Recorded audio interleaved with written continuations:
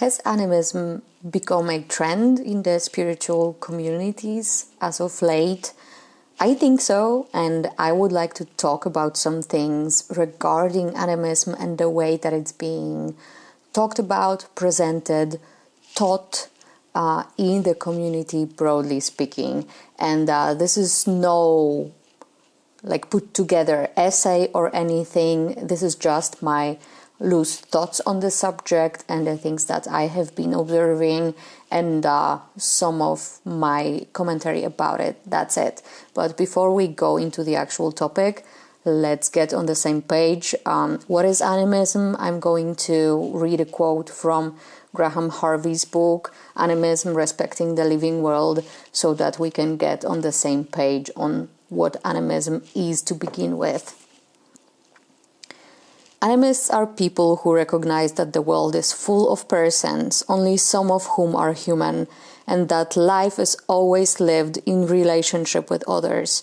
Animism is lived out in various ways that are all about learning to act respectfully, carefully, and constructively towards and among other persons.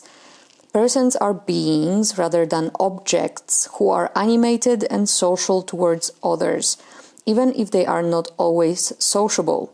Animism may involve learning how to recognize who is a person and what is not, because it is not always obvious and not all animists agree that everything that exists is alive or personal. However, animism is more accurately understood as being concerned with learning how to be a good person in respectful relationships with other persons. Again, that was from Graham Harvey's Animism, Respecting the Living World, which, by the way, I recommend the book as a nice base if you would like to introduce yourself to the topic of animism. Now, when it comes to animism in the spiritual community, witchcraft community, occult community, broadly speaking, as well as pagan, neo-pagan communities, in the recent years, animism has been making a huge comeback, I suppose, to those communities and has been spoken about more broadly, and people have been coming out as animists and identifying as animists more often than ever before, which is really interesting to observe this happening. I think this has also coincided with the huge comeback of folk magic practices becoming popular and almost trendy in the spiritual communities. So I think those two movements seem to be somewhat related in terms of what people seem to be into these days and what seems to be trending. Even though I hate that word, it seems to be describing the best of what's happening in terms of online movements and the things that are being talked about most often. Recently, there has been some interesting discussions popping up around animism where folks have been talking about their existing various kinds of animists and some of the ones that have been most vocal in those discussions have been folks who identify, for example, as non-theistic animists, or on the other side of the spectrum, polytheistic animists. I'm going to talk about my thoughts alone here. I think it's strange that animism, because of the rise of its popularity, we are seeing divisions becoming a thing within the movement of people who identify as animists. And I'm wondering if at some point this is going to turn into something that's happened to witchcraft or something similar, where currently we have so many labels within witchcraft and people identifying as countless types of witches, which, by the way, is something that was made up in the modern times. This is not something that's in any way historically relevant.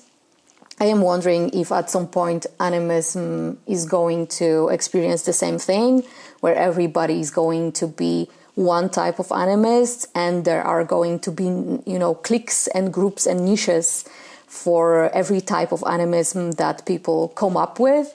And it's just strange to me personally, because the way I understand animism, and I think it's in line with the definition that I brought up from Graham Harvey at the beginning, animism as a way of perceiving reality, really as a lifestyle almost, should be beyond those types of divisions. Animism as a movement, I think, has this great opportunity for us to end divisions of this kind.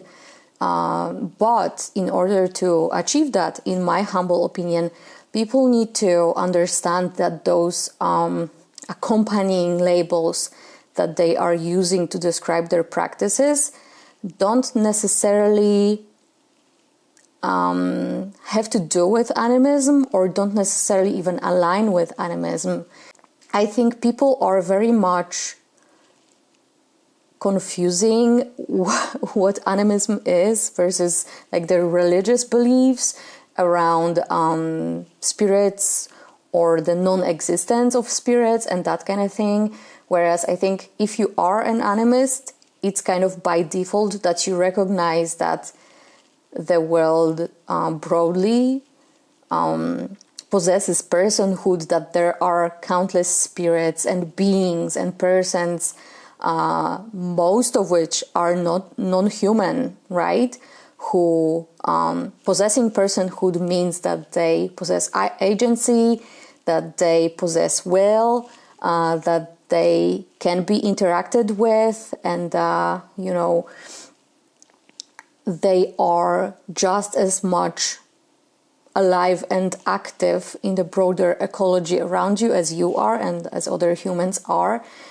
So I find it strange for folks to be kind of inserting additional labels on top of that. For example, let's look at polytheism, and as some people claim that animism goes really well with polytheism and has been supposedly historically known to be going alongside polytheism. I think that's a long stretch, honestly, to claim something like that. Animism predates the existence of polytheism because it predates the existence or the recognition of beings that humans categorized as gods, as deities. Animism stems from times before there were pantheons, before humans had the kind of social structures that we know of today, that are very much hierarchical. And those pantheons of various cultures that you know about, they are very much reflections of those hierarchies and enforcing those hierarchies upon societies in pre-Christian times. So polytheism as a, I suppose, religious worldview in which you recognize the existence of many deities and you worship some of them or have a cult of some of them in your practice, that is very much not animism in itself. It does not contradict animism, but it doesn't necessarily go together. It's just something that can coexist along animism, but it's not like exceptionally compatible with animism, I would say. And I think that many people who come to animism, they come from being ex-neopagans, which we know that paganism as a religious movement or as a spiritual approach to life is often based upon worshipping some type of pantheon and pretty much being a polytheist, right? So oftentimes people who are neopagans are also polytheists, sometimes pantheists. or one of those adjacent type of beliefs. But the difference between the focus in neopaganism that is very much on deities, and even if folks like that work with beings who would be classified as spirits more broadly, they also often deify those spirits to better suit that kind of worldview. And I think there is a great opportunity for folks who come from neopaganism to animism to actually deconstruct from that. There's a lot of deconstructing that can be done when it comes to polytheism and when it comes to neopaganism, and kind of stripping that back to communing with spirits, building relationships with spirits, not necessarily worshipping some great deities in a hierarchical manner, you know. Of course, that's a preference for everybody. I am not here to tell people what to do. Everybody's entitled to have their own beliefs and their own spiritual practice and worldview that's in line with how they experience the world.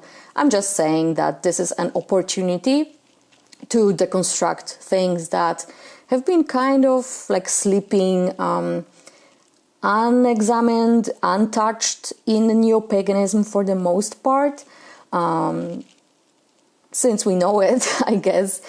So I'm just going to leave it at that. And at the other side of the spectrum, we have people who claim to be like non-theistic, which is very adjacent in some aspects to, in one aspect of it, to atheism, but also in the other side of the coin, I suppose, to pantheism, which is the difference between pantheism and animism. The way I understand it is that pantheism is very much rooted in monism, which means that, you know, in pantheism there is this belief that everything is spirited, but everything is spirited by one great spirit. It's not like every being that you know is a separate entity, that is an individual that possesses free will and the ability to, you know, have agency,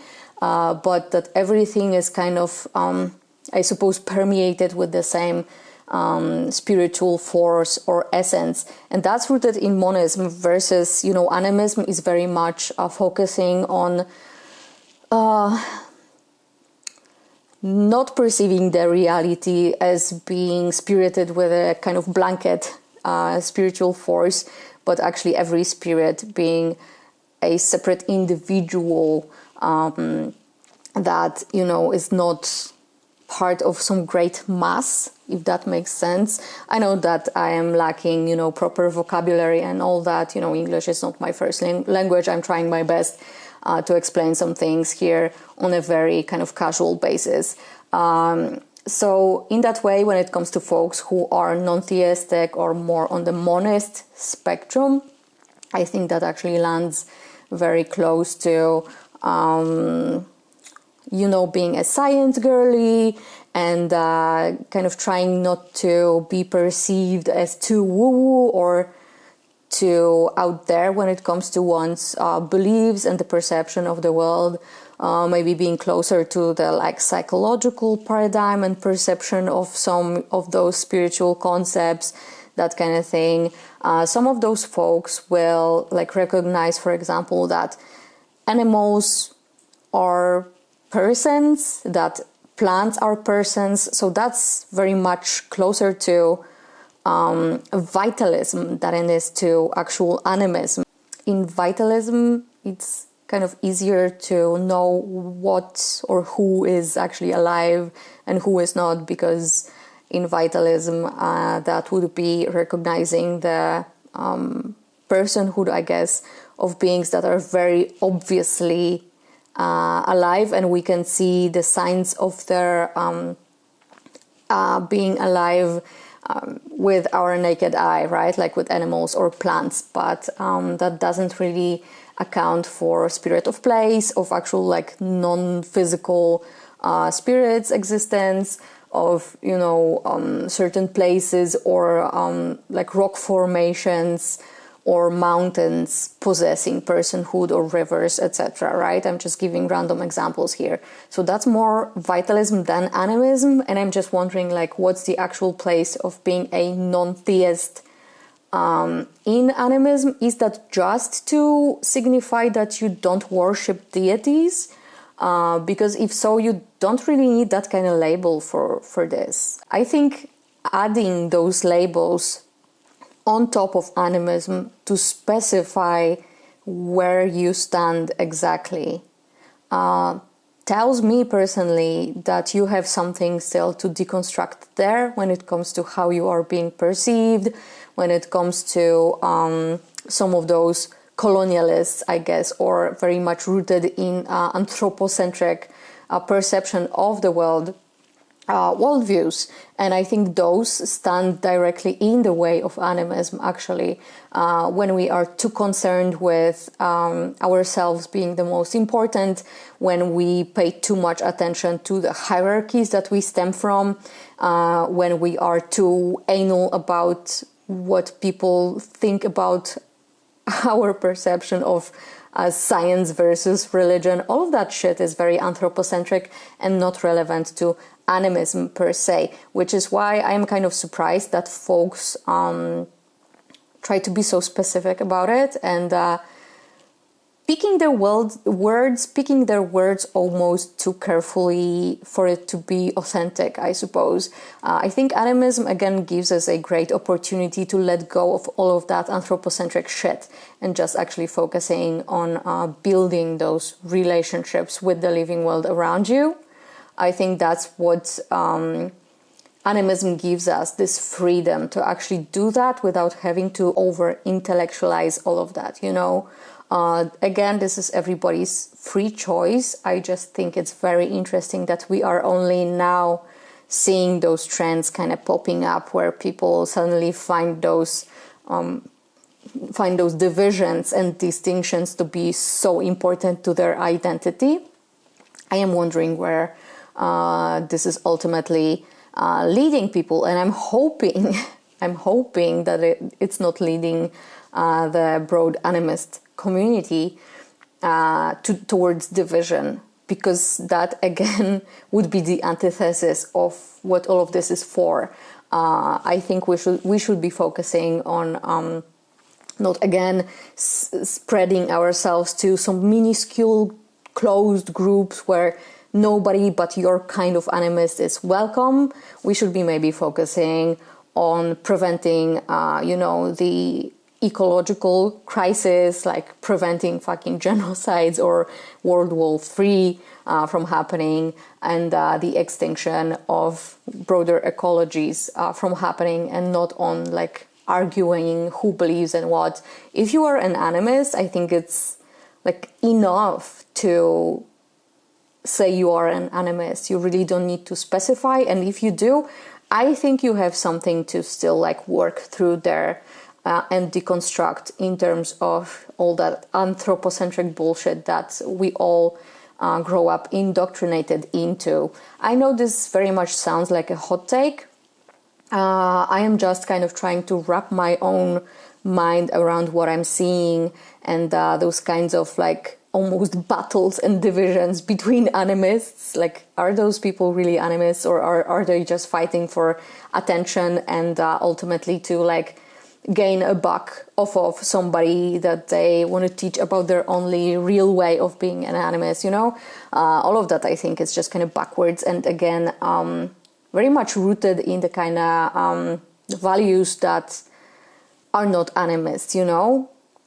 That are very much rooted in just trying to get by in late-stage capitalism. And I think people who want to be an animist, or who identify as an animist, who strive to become a good ancestor, who strive to build good relations with the ecology around them, it's worth pondering this, you know, and just wondering, what the fuck am I actually doing with this? What's my purpose? What am I achieving with the way I, try to present myself as an animist and build those tiny minuscule groups? and just divide into smaller and smaller niche categories. What's the fucking point? Aren't we a bit lost here? And shouldn't we maybe, trudge back a bit and find ourselves again? I think that's all I wanted to share. I know, again, this might come off as a hot take. This is just a piece that I wanted to share as a food for thought and to start a conversation. That's it. Let me know what you think about it, where you stand with this, and how do you perceive this whole situation happening in the community. So thank you so much for watching. See you around. Bye.